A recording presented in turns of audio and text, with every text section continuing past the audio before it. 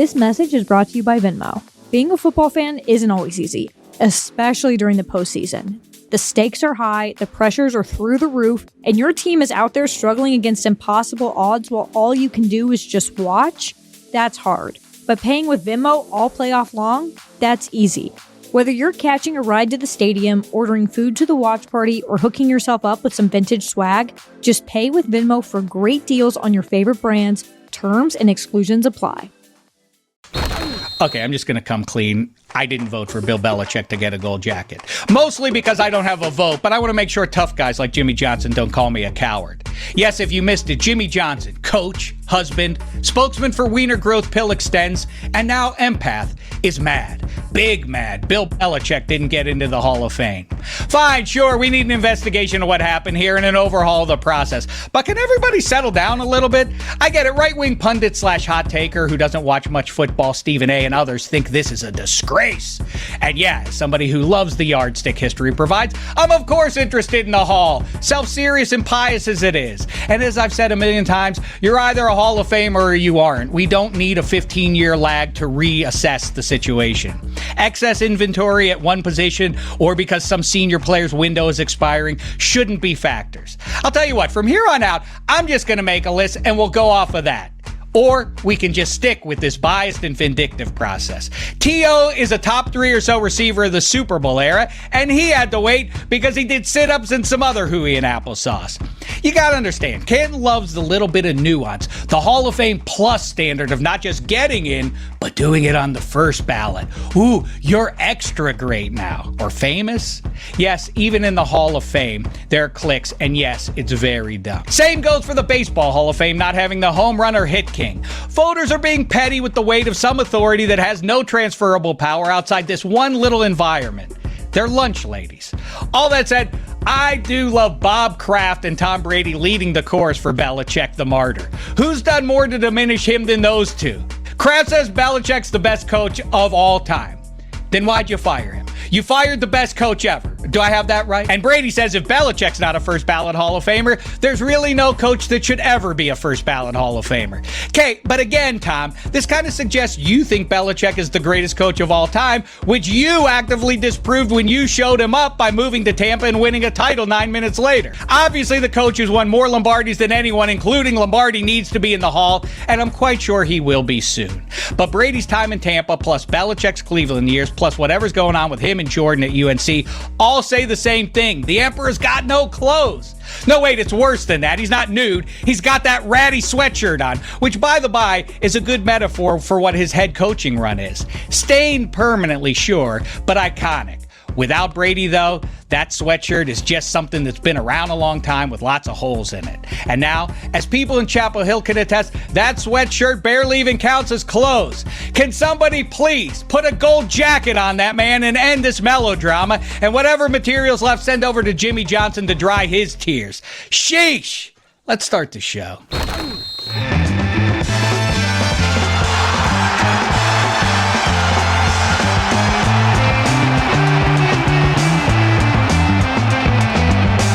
Yes, hi and hello, my fellow football Americans, and welcome to Football America. We're presented as ever by our pals over at DraftKings. DraftKings, the crown is yours, and we are now maybe 11 seconds closer to Super Bowl 60 than we were when that intro music played. In the meantime, this is episode 47. The football player who wore that number best in pro football history, Mel Blount, obviously, of the Pittsburgh Steelers. Also, shout out to John Lynch, who has a gold jacket himself. Also, if you're an old man like me, you may remember Glenn Blackwood. He played for the Miami Dolphins alongside his brother Kyle back in the 80s.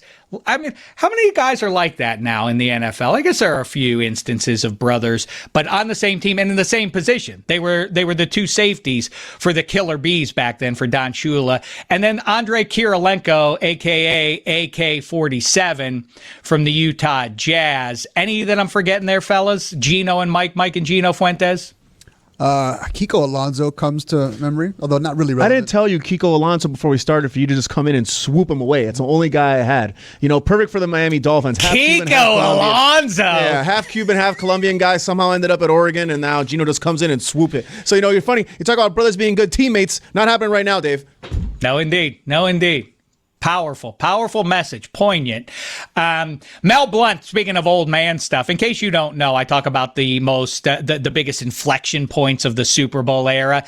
Maybe the biggest this side of free agency is in 1978. The Mel Blount rule is put in because Mel Blount, 6'4" of him and all of that, was too physical for NFL pass catchers. They couldn't get around him, so they had to make a rule that you could only handle the pass catchers so much, and that freed up, that liberated the receivers, and the passing game really opened up.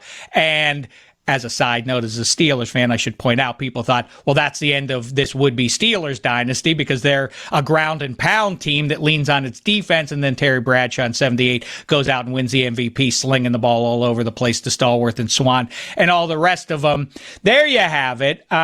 Hey, subscribe, would you? We appreciate you doing so on YouTube. The Football America page is thriving. Make it thrive a little bit more. With your participation, we love the comments that you put in there. I like to bounce off of my fellow football Americans, answer their questions and so on, and also do so wherever you find your audio podcasts. Right now, we have some other stuff to talk about.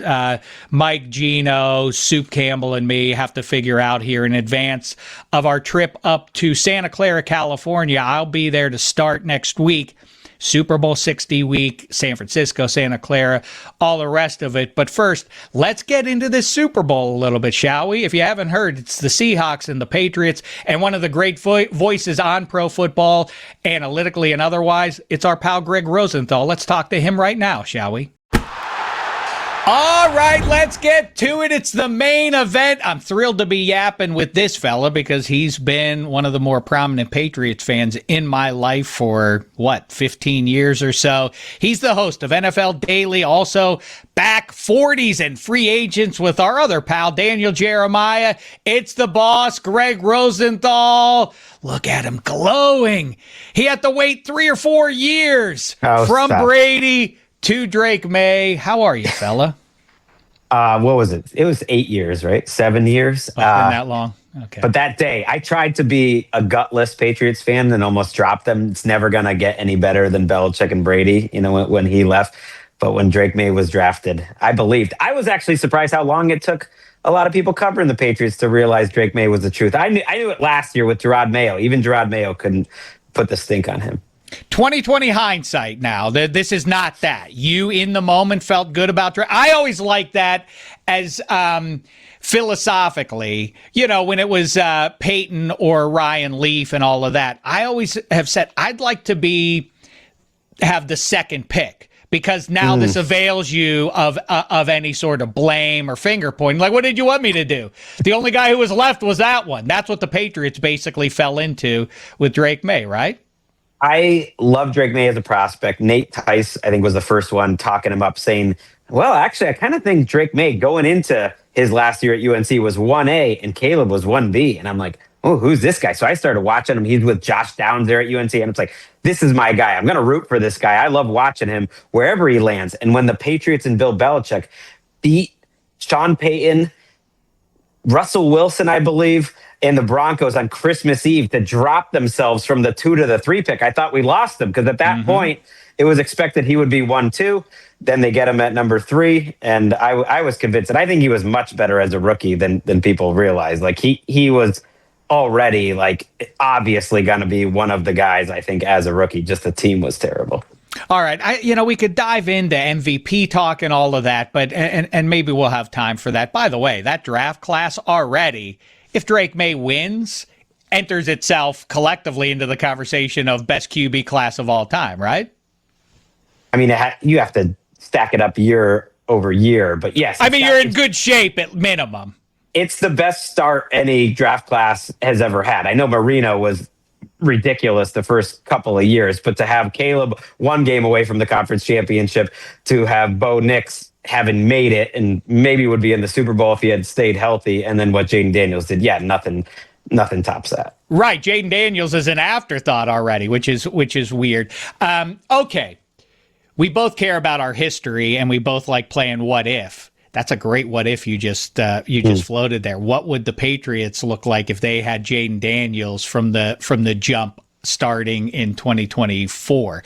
All right. Last things first. We've already yapped for too many minutes for this to be the first thing we talk about, but still, final score, Super Bowl 60. We got to get you on the record. Oh, this is the first time I've had to do this. I'll go 27-26. Borregales with a field goal at the buzzer, the Miami product. Yeah.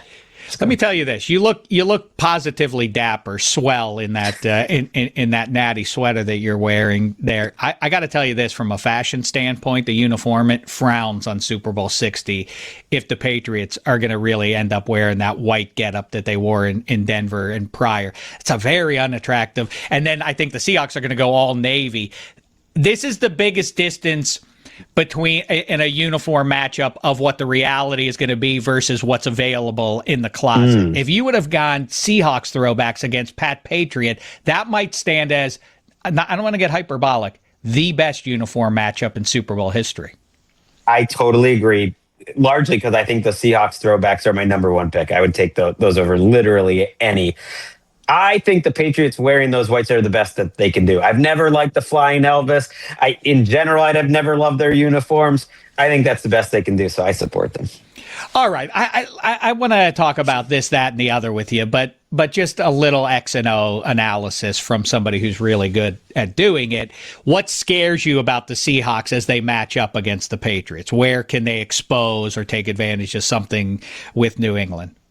Well, I think they're the best team in the NFL. I've thought them and the Rams were the two best teams all season. And so in general, I just think that they're a better team. But up front, especially, if you think you're at a starting point when the Patriots have the ball, that there's almost no scenario where the Patriots offensive line is going to match up well. Like the Seahawks, as good as they are getting pressure, they're even better at like short yardage situations, stopping them. Like Leonard Williams, Byron Murphy, those two kind of create possibilities for everyone on the outside. And I've been worried about Will Campbell all season and Jared Wilson and the offensive line. And the fact that we're coming into the Super Bowl with Drake May playing his worst football of the year, I'm happy it'll be better weather, but like that could just be a mismatch up front. And then does he get a little skittish, which he's been in the playoffs?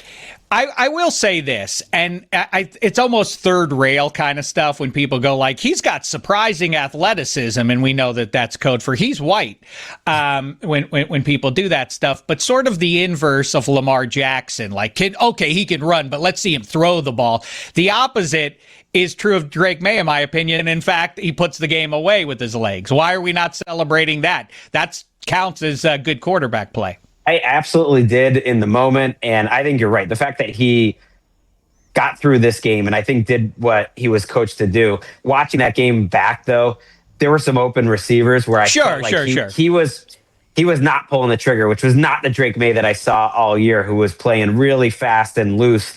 And it just reminds me a little bit of how he started his career, where you could almost see that he was maybe a little tight in these spots. So I just want him to be the free, freakish athlete that he is and kind of trust what he sees. And hopefully McDaniels can scheme some guys open, because on the outside, like when they have the ball, it looks like a mismatch against this secondary. But McDaniels has got 2 weeks. He's been in this spot before, and I think they should be able to figure some things out.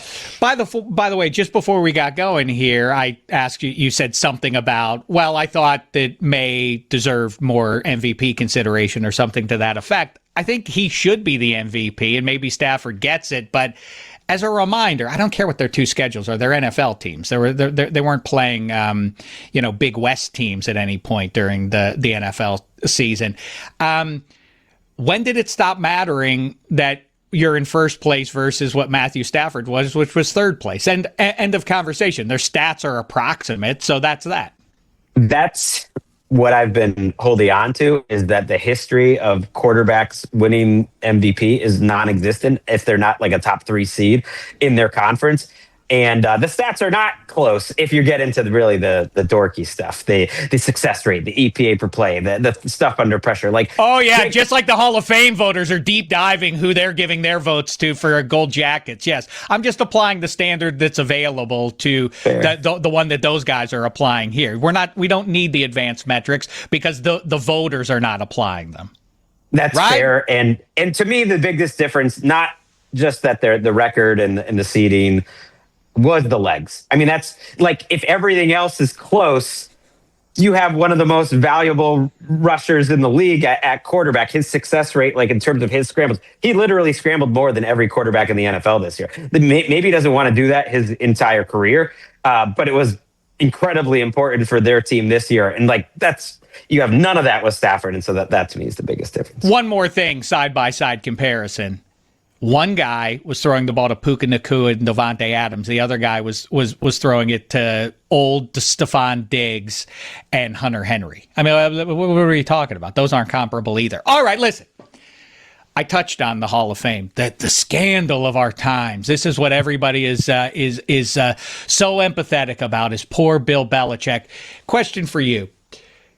Is Bill Belichick rooting for the Patriots to win this Super Bowl or lose? Oh, he's rooting against him.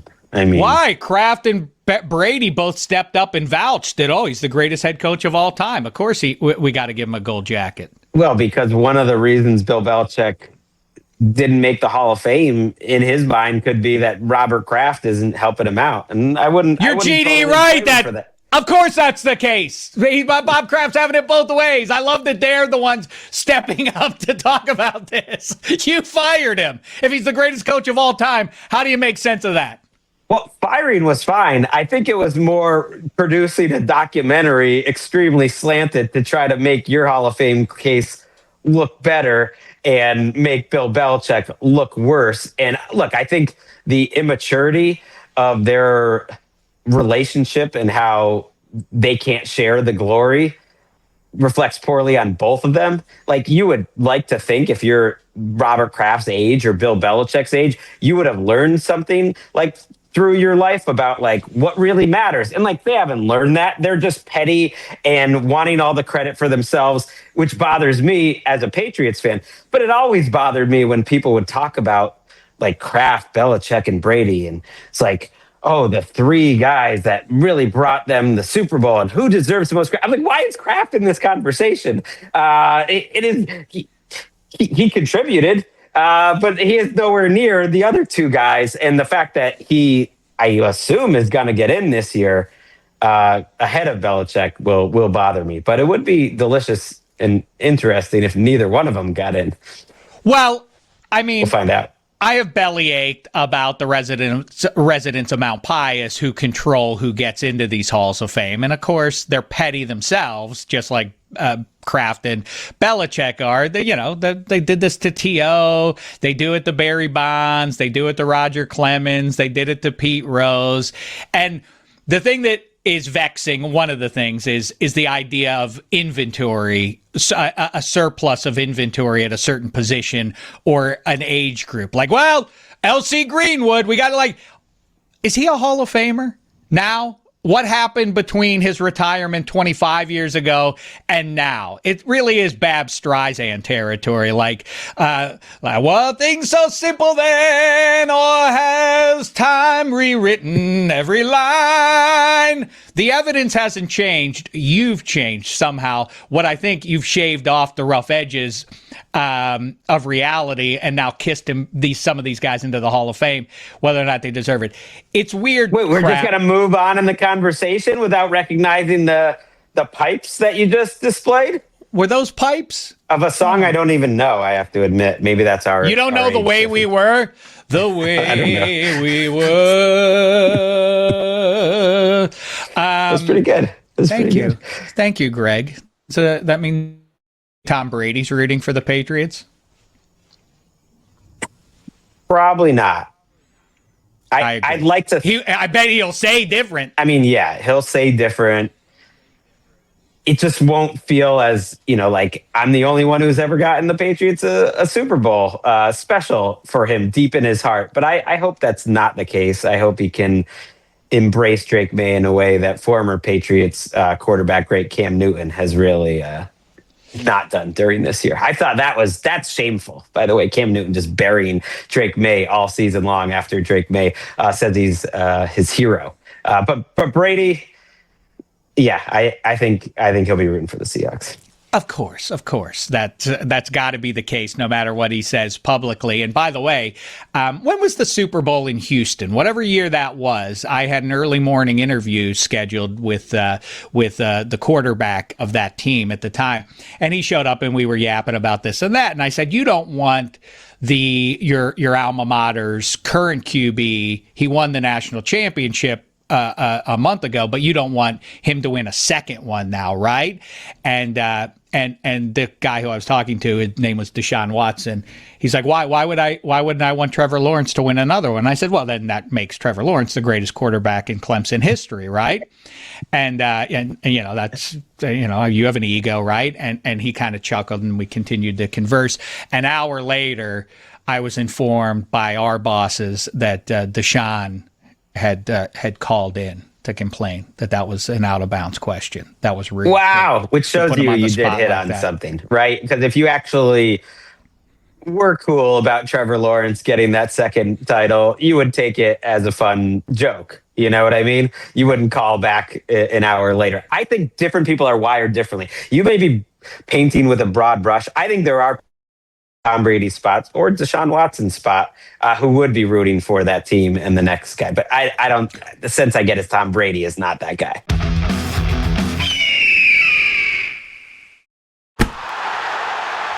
People like Maurice Jones-Drew, well, I can't just put this on him. The lamest thing is when guys say, like, I think the drink is Trevian Henderson or whatever, or something like that, and be like, I got to stand up for my running backs. Why do you have to do that? Why that? Jeff Schwartz on the show all the time. I got to stand up for my old linemen. Why do you have to? You don't have to. Now we get it. That's some weird fraternity you think you're a part of. Anyhow, we'll see if we have time for anything else, but I do have to get you on the record on this because I know you and Daniel Jeremiah actually are investigating this on the show that you do in this window in the never-ending NFL calendar. Which QB or QBs are plausible options, do you think, for Mike McCarthy's Pittsburgh Steelers in 2026? I know Aaron Rodgers' name has been floated, and Mike McCarthy says, who wouldn't want him back? Well, Dave wouldn't want him back. It makes no sense to bring a 43-year-old man whose presence announces we have no intention of making a Super Bowl run this year. That's a weird announcement to make in springtime. How say you?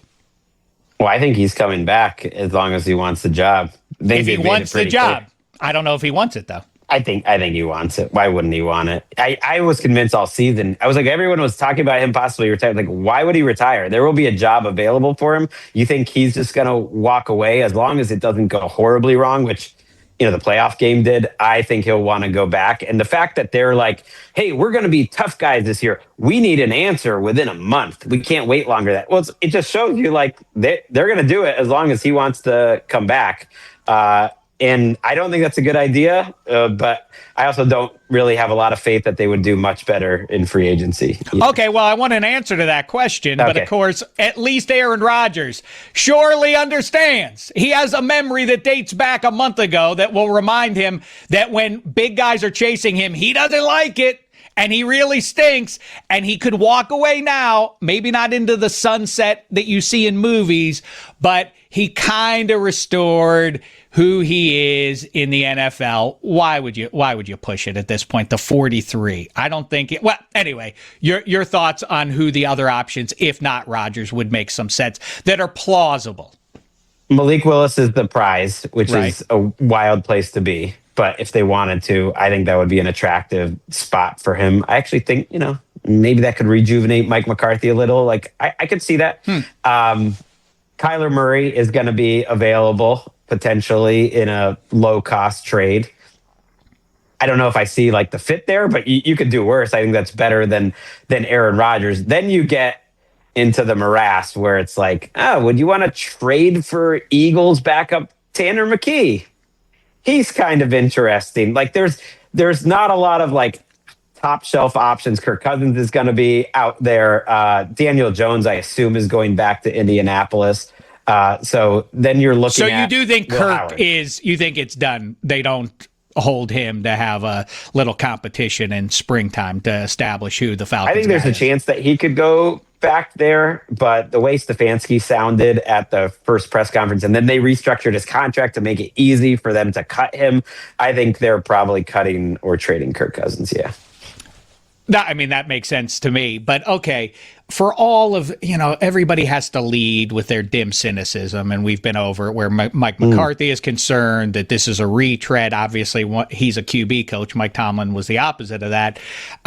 What's the reality as far as you can tell about Mike McCarthy in the year of the Lord 2026 as a capable, if nothing else, developer of QBs? Because you say Tanner McKee is a throwaway joke, and I don't think that's the answer. No, it wasn't a throwaway joke. I kind of like Tanner McKee. Well, I the jokes that you've heard are like, well, he had Aaron Rodgers and he worked with Brett Favre, Yeah. and we had good quarterback, and Dak is a good quarterback. He did get some of the best out of each of those guys, but more importantly, where the Steelers, who don't really have a QB at this point, are concerned, he's done some real good work. Some ham and eggers have at minimum delivered the best version of themselves with Mike McCarthy. How say you? That's true. And I think his attention to detail and like the professionalism of the offense, like he brings all that.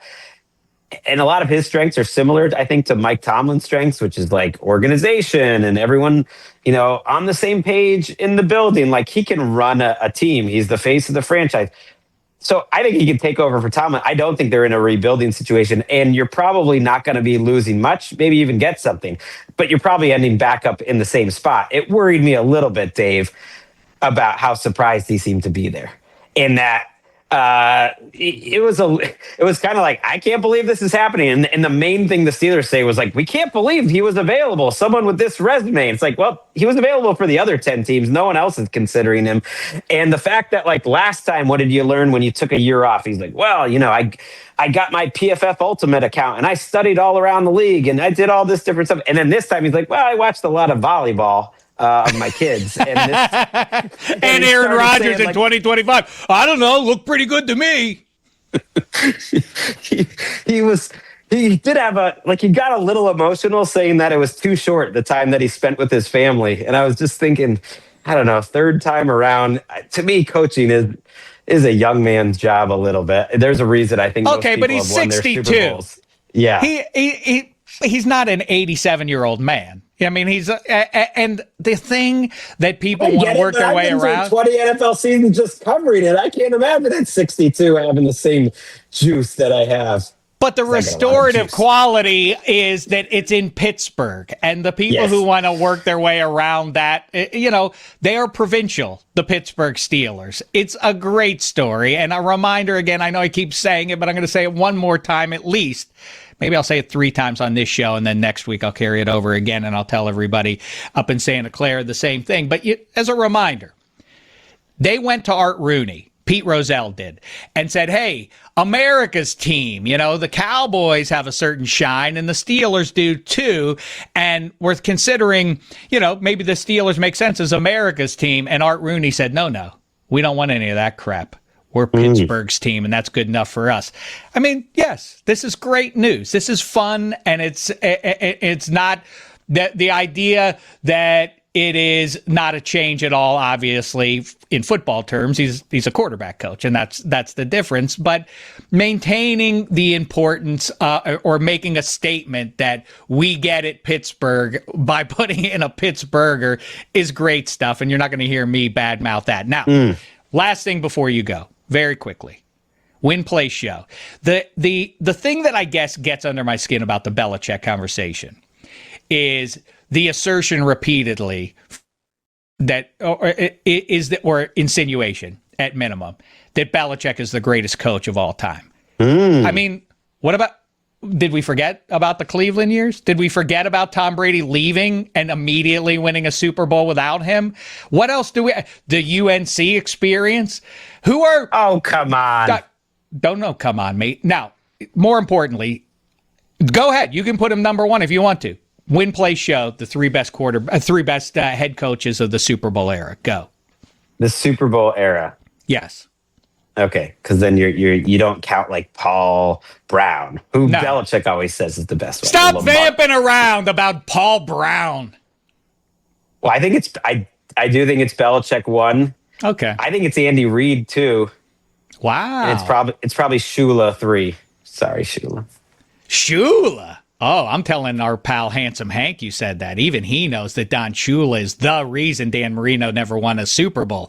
But here's the thing. This is why I don't hold anything that happened post Brady against Belichick. You only have so long of a prime. I mean, 25 years isn't enough. Like, he started his prime as maybe the best defensive coordinator of all time with the Giants. Like, one of the best defensive minds.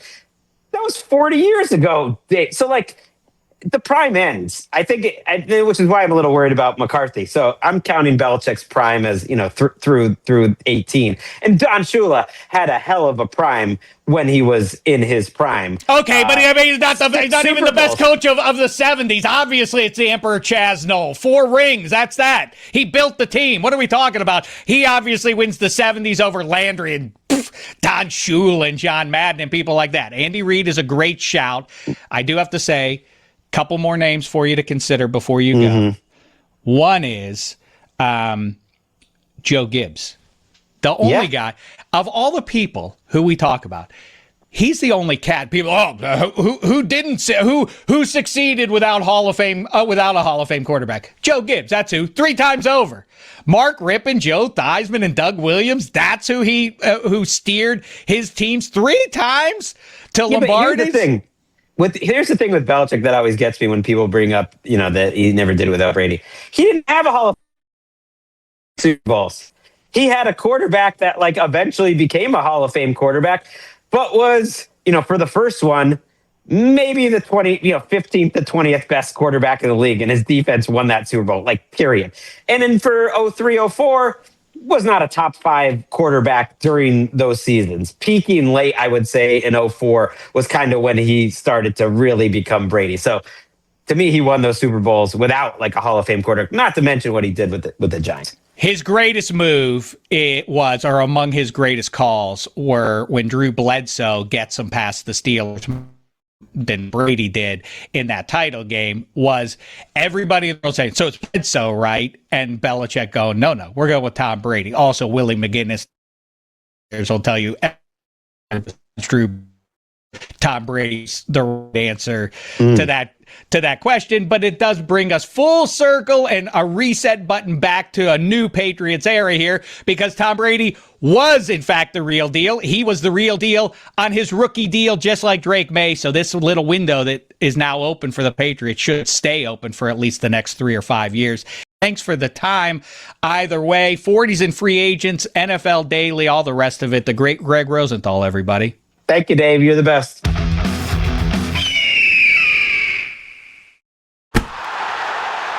There he goes. Gregg Rosenthal. Good stuff, I thought. What was your favorite part, Gino and Mike and Gino Fuentes?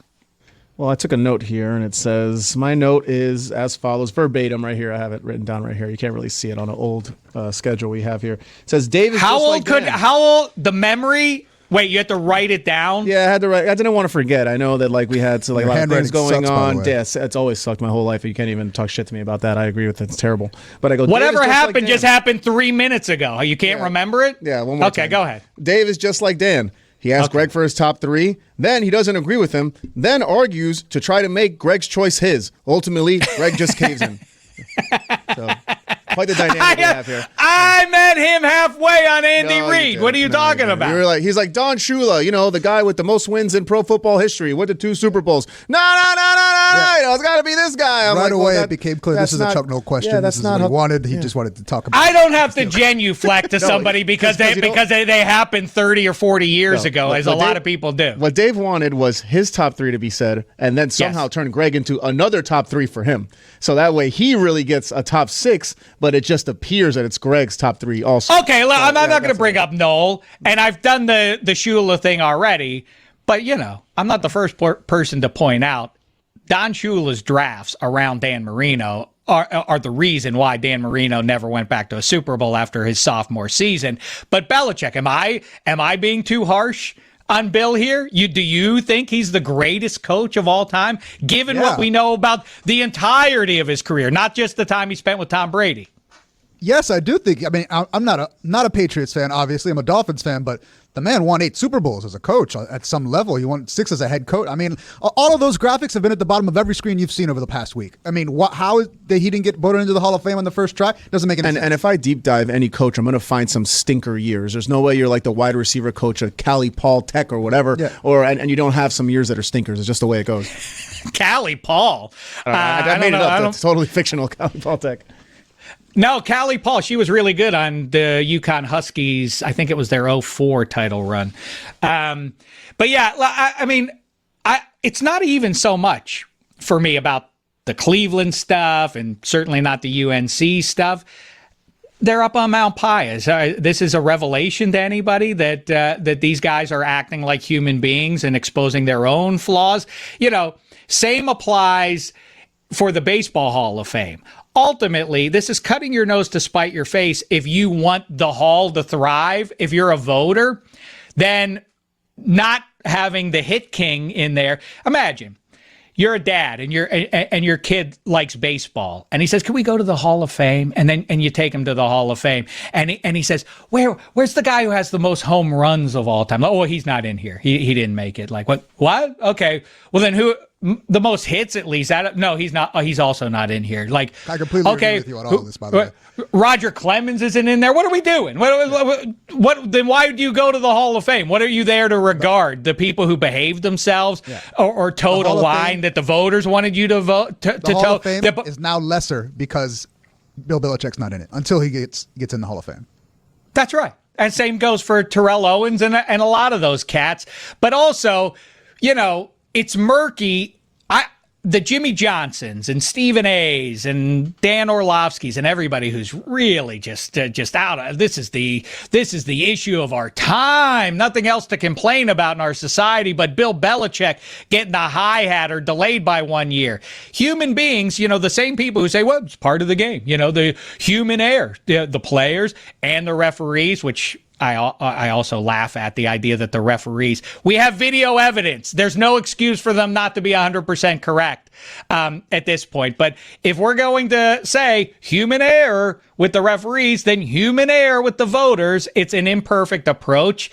And I disagree with Bill Belichick not getting in on the first ballot. I push back on the notion that he's the greatest of all time, and I also am not going to get histrionic about him being delayed by a year because there are some reasons why you could get up on Mount Pius. I know Bill Cowher and a lot of other people say now, oh, the whole videotaping thing, that was completely overblown. There are still some people who are relevant to pro football who say it is an issue and it should have been allowed. And if this is a penalty for that and Deflategate and whatever else, so be it. It's not the end of the world, everybody. Settle down. Bill Belichick and everybody who gets into the Hall of Fame has been genuflected to for the last 25 or 40 years. Are we sure we definitely need to gild the lily and celebrate these guys some more? There's no one else in society that deserves a backslap. No, the people who've been celebrated and are multimillionaires and have been celebrated as such for the last, like I say, 3 or 4 decades, let's celebrate them a little bit more. And if we don't get a chance to, I'm gonna be mad. It's a little silly. In 1999, Andy Reid went 5-11 as the Eagles head coach. Okay, that's fine. In 2005, he went 6-10. 2007, he went 8-8. 9-6-1 in 2008. Let's see how many other stinkers he had. Everybody has stinkers, is what I'm getting at. Yeah. And then his final year, he went 4-12 before he got fired. It is noteworthy, and Gino points it out, that's absolutely right, that if you do it in different football situations, I think you deserve, I think that adds to the resume in a way that Belichick can't. He can't say, look at what I did. I know it wasn't just New England. It was also what? Working under Bill Parcells? My era was so successful that I didn't leave. I don't think that's an argument against anybody. Like, I was doing so well, I didn't just leave. Andy Reid deserves the credit for taking 2 separate teams to the Super Bowl, even though one of those teams, only one of those teams won. But the same is the case with Don Shula, who took the Colts to numerous NFL championships, or was it AFL? No, AFL championships, right? No. Not numerous, but yeah, I take were a your dominant point. team. They lost to Don't lose your point down in the weeds there. Exactly. But then he took the Dolphins to the Super Bowl and they won two, Well, that was the thing with him, as a matter of fact, is there was getting to be, if you go back and read up on the era, the thing was that Don Shula was kind of the Atlanta Braves of the 90s at some point. Like, is this guy, like, he's real good, but is he ever going to get over the hump? It was a little Lamar Jackson, Josh Allen for a head coach in pro football. Boy, his teams are always great, and he always gets them real close, but are they ever going to win one? Finally, they did 14-7, thanks to, thanks, I guess, to Garo Yepremian and the left-handed. He went to 6 total Super Bowls, right? That's my math. He went to the 5 with the Dolphins. 6 total? And 1 with the Well, he wins 17, loses 19, so that's 2. Then he wins the 2 with the 7 and 8 with the Dolphins, so that's 4. He loses. Right. So he loses. Yeah. Right. That's right. That's exactly right. Yeah. He loses. 6 he loses 24-3. Yes, go ahead, Mike. No. I'm just I remember me and you had talked about, I think I talked about on Last Football America, how the Dolphins don't get enough crap for being such a bad team. All of this was ancient history. And yeah. But he just reminded me when he said it that the Dolphins had won 2 Super Bowls.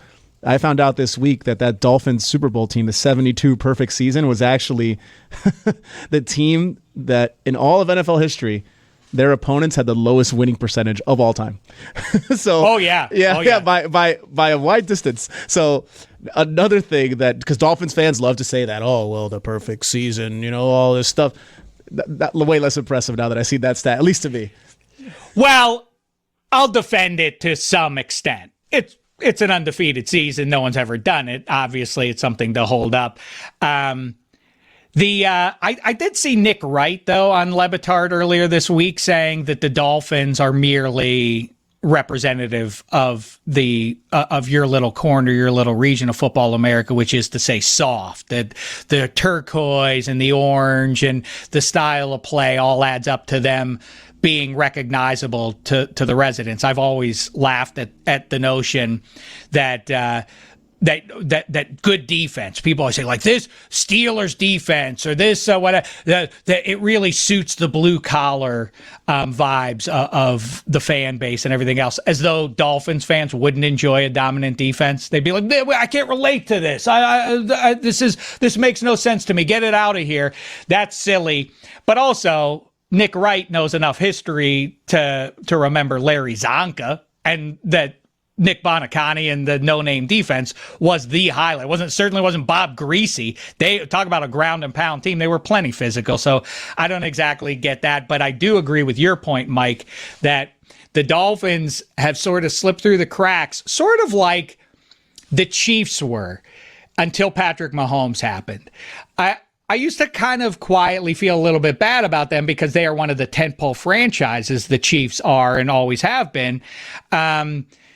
But it was weird that, people would say, the Chiefs aren't one of the embarrassing franchises. They're not one of the teams that would be terrible to root for. But yeah, they would be because you're steeped in important history, but you haven't won a Super Bowl since Super Bowl IV. You haven't been to a Super Bowl in 50 years or whatever until they finally got over the hump. The Dolphins are getting close to that now. We always talk about now the Cowboys haven't been to a Super Bowl since 1994, which is pathetic. But the Dolphins has been worse for them. And again, a tentpole franchise because of the Shula years combined with Dan Marino's deeds.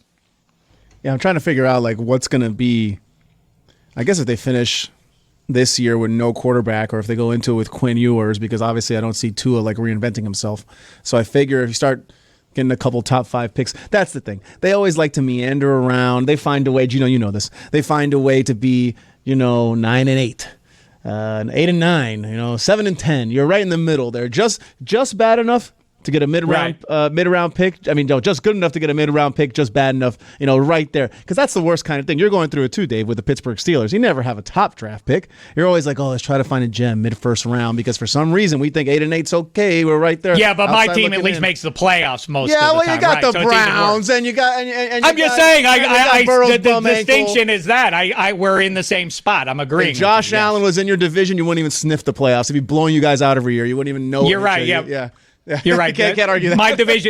My division has Lamar Jackson. I mean, not the same thing.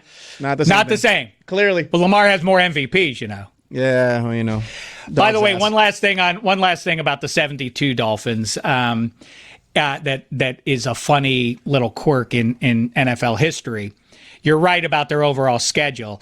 I also submit what if the Steelers, if the Immaculate Reception doesn't happen, the title game, the AFC title game, is in Miami. Why was it then in Pittsburgh? The Dolphins were undefeated because back then they used to rotate home field advantage among the division winners, which is super weird. But it was warm in Pittsburgh for the AFC title game, and so that suited the Dolphins a little bit, but not too warm. Had the game been in Miami, it was warm and a fast track, which wouldn't have suited their ground and pound against the high-flying Oakland Raiders with Snake Stabler and Cliff Branch.